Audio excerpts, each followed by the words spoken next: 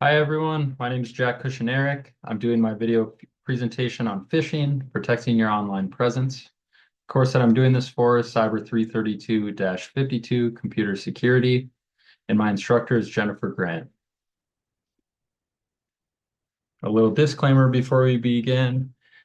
This presentation and video are solely for educational purposes. I'm not liable for any damages that could be caused using any of the demonstrations shown. What is phishing? Phishing refers to an attempt to steal sensitive information using coercive emails and intimidation tactics. Attackers aim to steal information such as usernames, passwords, credit card numbers, or bank account information. The term phishing refers to the actor's use of masquerading as a trusted business or individual to lure the victim into providing them with sensitive information, similar to how a fisherman uses a lure to catch a fish. Why should you care? Phishing is the most common form of cybercrime, with an estimated 3.4 billion spam emails sent each day. The use of stolen credentials is the most common cause of data breaches, and the average cost of a single data breach to an organization is $4 million. Globally, 323,972 internet users fell victim to phishing attacks in 2021. Over 48% of emails sent in 2022 were spam, and Google blocks around 100 million phishing emails each day. What's at stake?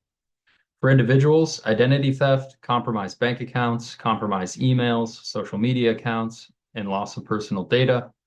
For companies and organizations, loss of company data, extreme financial loss, loss of customer and client trust, and legal consequences for not maintaining that data securely. How does phishing work? The attacker will send an email to the victim. This email will contain links or downloadable content that the attacker will use to install on a victim's computer or as a means to gain credentials that the victim enters into whatever spoofed website was included in the email. When the victim receives and clicks on this email and then proceeds to click on the links within the email and enter their credentials, the attacker is able to collect any of that data entered and then use it to log into the victim's accounts. At this point, the victim's accounts are compromised and they must take remediation steps to resolve the issue. There's 5 common types of phishing. Email phishing, which we're familiar with, is the most common form. Attackers will register fake domain or website names and send out large amounts of generic emails that closely resemble the mimicked organization. Spear phishing is the same idea as phishing, but the victims are targeted and most emails will be tailored to include information that is personal to the victim. Spear phishing, a common example of spear phishing is sending emails directly to a company's CEO or any of the other C team members as a means to target higher levels of the organization. Going on our list, we have smishing, which stands for SMS phishing, which is phishing through the use of text messages. And on that same line is vishing, which stands for voice phishing and is phishing through the use of phone calls. A common example of smishing that you'll see is typically around the holidays. I know for myself personally, I started receiving an abundance of these random texts that said, oh, your UPS package was not delivered. Click this link to see where it is. And the link would often be a bit.ly link, and bit.ly is a URL shortener. So whatever that actual URL is hidden by the bit.ly link. If anyone clicks the bit.ly link from their text, it will take them to the malicious page that the attacker is aiming for them to open. And that's where you can get downloaded malware or be prompted with a screen that you'll need to enter credentials in, which can then be saved and used by the attacker. Our final example here is angler phishing, which involves the use of social media to trick users into giving up sensitive information or downloading malware. An interesting example of angler phishing that I saw recently was using TikTok to convince users to install and run executable PowerShell scripts. The attacker or the person on TikTok was saying, oh, you could get free PowerPoint accounts, you could get free Microsoft Office utilities by running this command in PowerShell. And what the command was actually doing was just downloading malware onto their computers. Next, we have advanced phishing tactics. The first one on the list is HTML smuggling, which uses malicious JavaScript to assemble phishing pages directly on the victim's browser. closely resembling login pages that could be used to harvest credentials and steal MFA codes. Phishing as a service, which are fully assembled phishing toolkits that can be bought and used immediately by people with little to no experience. These services generally target Microsoft 365 users with advanced features that can bypass MFA techniques. There's generative AI in phishing. AI models are now being used to craft deceptive email templates that bypass traditional email filtering and have the ability to deceive even the most cautious end users. With the use of AI, a lot of the telltale signs that you see in phishing right now are going to be eliminated, like spelling and grammatical errors can be eliminated with the use of AI. You can have more deceptive marketing within the phishing emails to make it look like the email is actually from the company that's sending it. And the last one here is DNS tunneling, which allows attackers to monitor victim engagement with phishing emails sent. Works by embedding malicious content in emails that perform DNS queries to attacker-controlled subdomains. Going along with this, we have an example of an actual phishing email that was supposedly sent from a Wells Fargo account. This email is claiming that your account has been suspended, which is one of the key things that I note to look for in a couple of slides here.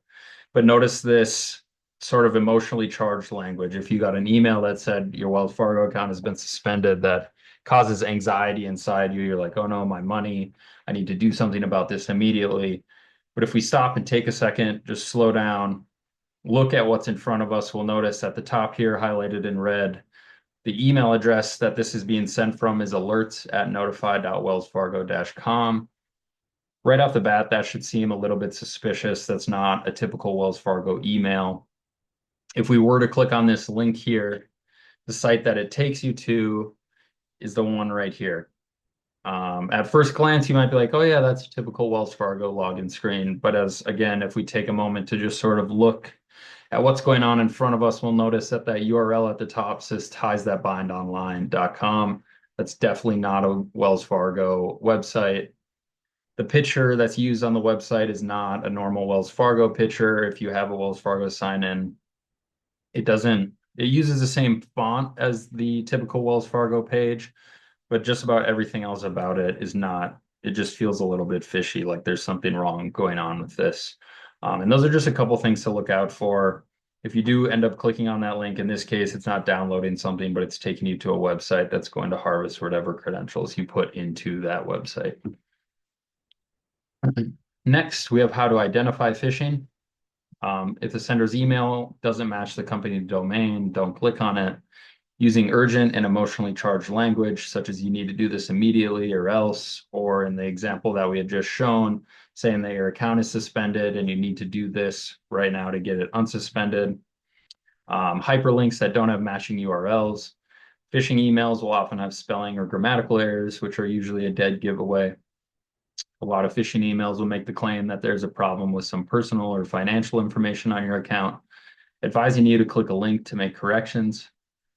Phishing emails offer something that seems too good to be true, and emails containing suspicious links or unexpected attachments. If you notice any of these type of things, it's better to just delete the email.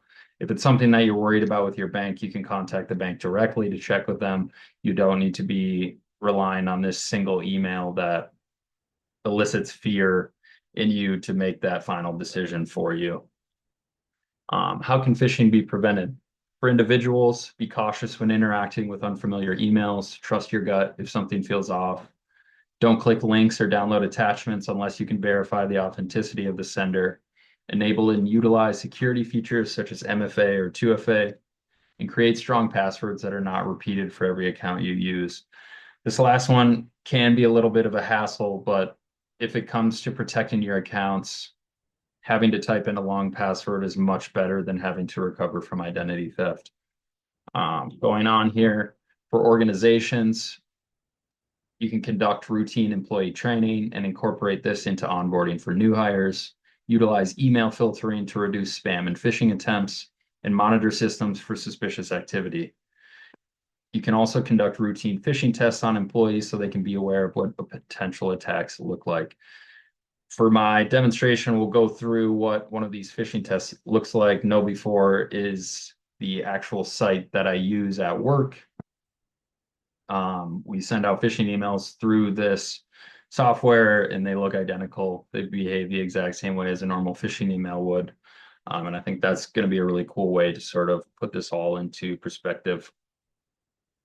And the last thing, I've been phished. What can you do if you do end up getting phished? It's not something that we look forward to, but if it happens, we should have the right steps in mind so that we can make effective choices after a device or account is compromised.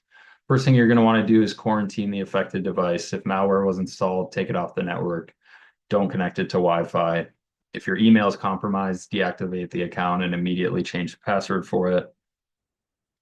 Going along with this, you want to change all passwords, even for accounts that don't use the same password for your email. If your email is associated with any social media account or any online banking account, your password can be changed by sending the password reset change to the email that was compromised. So it's important to change all of your passwords. Another thing is freeze credit and debit cards and request a new card number. This can be done simply through your banking app or on their website. You can use antivirus software to scan for any malware that could have been installed on your device and watch for warning signs of identity theft and issue a fraud alert on your financial accounts. Here are my references. And next, we'll begin with the demonstration. All right, what we have in front of us here is the KnowBe4 phishing template homepage. KnowBe4 will allow you to create phishing email templates that you can send to users in an organization, or in this account, my test email account. Earlier today, I went ahead and created this Microsoft Exchange Server 2016 and Exchange Server 2019 end of support notification. This is the setup of the email template. So if we go down here, the email is set in English, the template name. I changed a few things about this. The sender's email address, I changed from alerts-microsoft to alerts-google.com. I did the same for the reply to email address. For this, I just wanted to highlight how these things can be changed. Email addresses can be spoofed and set to look almost identical to a company that's sending them. In this case, I wanted a clear example of something that's not what it's saying it's supposed to be. The subject line is an end of support notification. Anyone who's running Exchange server, if they get this notification like, oh, your server is going to stop working at the end of this year, this is something that would need to be done sooner rather than later. Down here at the bottom, we have the landing page. So when we go and click on this link, it's going to take us to an Office 365 sign-in page. But before we click on that link, if we were to hover over the link, this is what's going to pop up: google-e.secure-login.net. Obviously, that's not a Microsoft login. So we'll go ahead here, we'll hit save.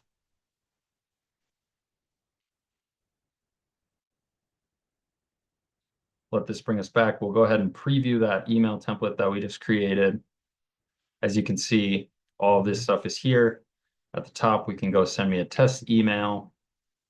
It's going to send it to my test email account. From here, we have 5 emails in this inbox. Another one that just came in from the test email we sent. These two are exactly the same, but we can kind of go here. All of these are phishing email tests, so I can show you kind of what I'm talking about. At the top here, the name that's displayed is DeepSeek. The email address is deepseek@admin-portalservices.com. DeepSeek's so new, we don't really know. Like maybe that could be a DeepSeek email address. So maybe you do think that is a legitimate email. If we go down here and hover over this My Account, you'll notice that it says HTTPS office.strongencryption.org. That's probably not DeepSeek's website. So we can go ahead and safely assume that this email is not going to DeepSeek. It's the same for this one. This is another one, verify your Google account. If we hover over any of this, it's the same thing, office.strongencryption.org. If we hit verify now, it's going to take us to a page that looks like a normal sign-in page, but it's a little bit weird. You have the picture that's not loading here. If we type in a random email,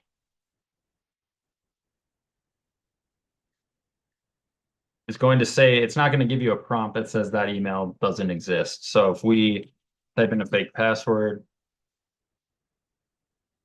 Oh, look, we just typed our credentials in there and now it gave us a 404 not found. We can safely assume that if this was an actual phishing email attempt, whatever credentials I just entered into those prompts were probably saved somewhere and can be used to access your actual account. So going back to our email here, if we go to that Microsoft Exchange server email that we sent earlier, Outlook is already sort of recognizing that this sender is outside of the organization. So oftentimes that's fine. Like you're going to be communicating with people outside of your organization, but that's just something you want to look out for. So if we look at the email at the top here, it says it's from Microsoft, but the email address given says Google. No reply at alerts-google.com. And even then, that's not a legitimate Google email address. If we scroll down here, we have this email, Exchange Server 2016 and Exchange Server 2019, end of support. It gives us a bunch of information here. Click this button below to begin the migration to the new Exchange Server platform. So if we go ahead and click that, notice at the top here, it takes us to that same login page that we saw earlier. But these two URLs are different, https protectedforms.com and google-e.secure-login.net. So if we just type in a fake email here, oh, look, it took that one too. Same thing with password. Took that one too. And it's going to take us to that same 404 page, not found. So this is kind of where we just need to recognize that these emails are not going to take us to where we want them to. The best thing you can do in these situations is just go ahead and delete these emails. There's no point to sit and worry yourself whether or not an email is legit. If you have a suspicious feeling about an email, you can reach out directly to the company that supposedly sent you that email. If it was legitimate, they'll be able to tell you that from there. We'll go ahead and delete all these emails. And that is how you can identify phishing. Thanks for watching my presentation, and I hope you have a great day.